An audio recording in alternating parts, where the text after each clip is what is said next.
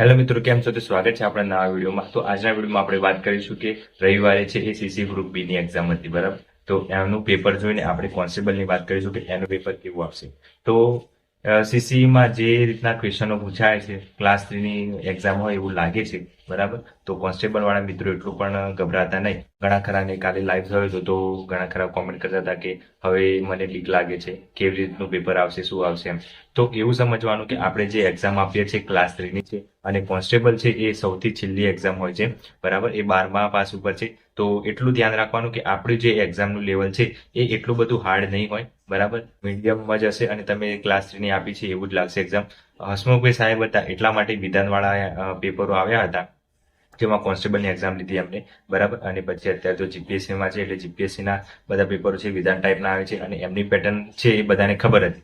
પણ હવે જે એક્ઝામ આવશે સુપર ક્લાસ 3 ની ક્લાસ 3 ની, બરાબર. તો એ ક્લાસ 3 માં જેટલા પણ ક્વેશ્ચનો છે એ બધા વન લાઇનર જ હશે અને બધાને ખબર છે કે ક્લાસ 3 ની એક્ઝામ છે એ આવી હાર્ડ ના આવવી જોઈએ, નોર્મલ હોય બધાને આવડે. બાકી વિધાનવાળી હશે તો એકદમ મેરિટ ઓછું રહેશે અને પછી તલાટી જેવું થશે. જેમ કે તલાટી જુનિયર ક્લાર્કના હસમુખભાઈ સાહેબે પેપર લીધા હતા તો કોઈને ટાઈમસર પૂરું પણ નહોતું થયું અને બધા 20-30 માર્ક્સે તલાટીમાં લાગી ગયા હતા, બરાબર. તો એ વસ્તુ ધ્યાનમાં રાખીને પેપર અત્યારે નીકળતા હોય છે. તો હવે એટલા બધા હાર્ડ નહીં આવે, એટલું ધ્યાન રાખવાનું કે આપણું જે એક્ઝામનું લેવલ છે એકદમ નોર્મલ જ છે અને એ આપણે સમજી અને તૈયારી કરવાની. જેટલાય તૈયારી કરી છે બધી પરફેક્ટ જ કરી છે, કોઈ અલગ ચોપડા વાંચવાની જરૂર નથી. જે સિલેબસ આપ્યો છે એ પ્રમાણે બધાએ મહેનત કરી છે અને બસ હવે એ વસ્તુ ધ્યાનમાં રાખી આપણે જે વાંચ્યું છે એ જ આવશે એમ સમજીને આપણે આગળ એક્ઝામ આપવા જવાનું છે. ગભરાવાની જરૂર નથી.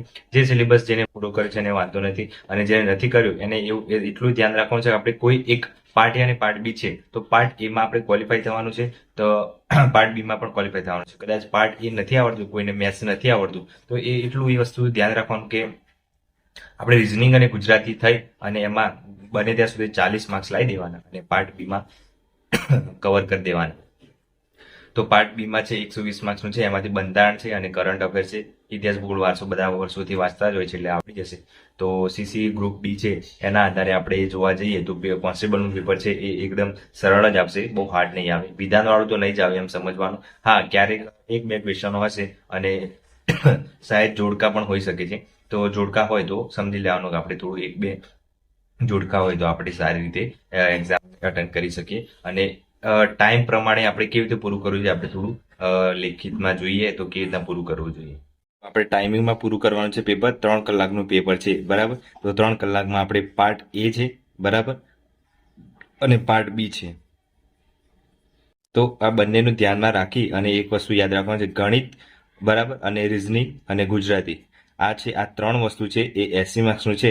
તો આ 80 માર્ક્સના આપણે એક વસ્તુ યાદ રાખવાનું કે 1.5 કલાક આને આપીશું અને 1.5 કલાક આને આપીશું, બરાબર. તો કોઈને આમાં વધારે સમય નથી જતો તો 2 કલાક આને આપી શકે છે અને 1 કલાક આને આપી શકે છે, બરાબર. તો આ રીતના તમે તમારી રીતે ડિવાઈડ કરી શકો છો કે કયો ટાઈમ કોને વધારે આપવો જોઈએ. ગણિતમાં કદાચ ટાઈમ વધારે, જો બને ત્યાં સુધી પહેલા શું કરવાનું, પાર્ટ એ કરવાનું, બરાબર. પાર્ટ બી કરવાનું, બરાબર. અને પાર્ટ બી થઈ ગયા પછી, કેમ કે અહીંયા વન લાઇનર જ હશે, બધા ફટાફટ આવડી જશે. અને પછી આપણે શું કરવાનું છે, પાર્ટ એમાં જવાનું છે. પાર્ટ એમાં ગુજરાતી કરી દેવાનું છે, પછી રિઝનિંગ કરવાનું છે, છેલ્લે સૌથી છેલ્લે હશે તો ગણિત કરવાનું છે, બરાબર. તો પહેલા આપણે કાઉન્ટ કરી લેવાના કે આપણે પાર્ટ એમાં કેટલા, આપણે પાર્ટ એ 120 માર્ક્સનું છે તો એમાંથી આપણને કદાચ 80 કે 90 આવડી ગયા તો બીજા જે વધે છે એ બધા ઈ જ કરી દેવાના, વધારે કંઈ વિચારવાનું નહીં. કદાચ આમાં તમને એક વસ્તુ છે 90 પરફેક્ટ આવડી ગયા છે તો આપણે શું કરવાનું છે, જે બીજા 30 વધ્યા છે એ 30 બધા ઈ કરી દેવાના, બરાબર. આ મારું કહેવાનું મતલબ એ છે કે તમે સરળતાથી પેપર 150 કેવી રીતે લાવી શકો છો. 30 એ કરી દેવાના અને આપણે અહીંયા આવીએ તો આપણે ગણિતના કદાચ આપણને 30 માર્ક્સનું છે, 30 માર્ક્સમાંથી આપણને કદાચ 20 આવડી ગયા, બરાબર. રિઝનિંગ છે એ 30 માર્ક્સનું છે, એમાંથી આપણને પરફેક્ટ આપણને 25 આવડી ગયા. ગુજરાતી 20માંથી 20 આવી ગયા. તો આમાં આપણે જોવા જઈએ તો 10 ને 5 15, 15 જેટલા ઈ કરી દેવાના. એટલે આપણે કેટલા થયા, 15 આમાં ઉમેરી દે એટલે 5 ને 4 45 જેવા ઈ કરી દો તમે તો તમે ઓલમોસ્ટ તમારા સારા માર્ક્સ કવર થઈ જાય અને તમે આરામથી તમે વધારે માર્ક્સ લાવી શકો છો. 45 હવે આમાંથી કદાચ 45 ટીક કરી દઈએ તો આમાં માઇનસ પણ થઈ જાય. એટલે આપણે એટલું ધ્યાન રાખવાનું, આપણે ઈ પણ કરવાના છે સાથે સાથે, બરાબર. તો તમે 150 ની આસપાસ હશો તો તમને વાંધો નહીં આવે જો પેપર સીસી ગ્રુપ બી જેવું હશે તો.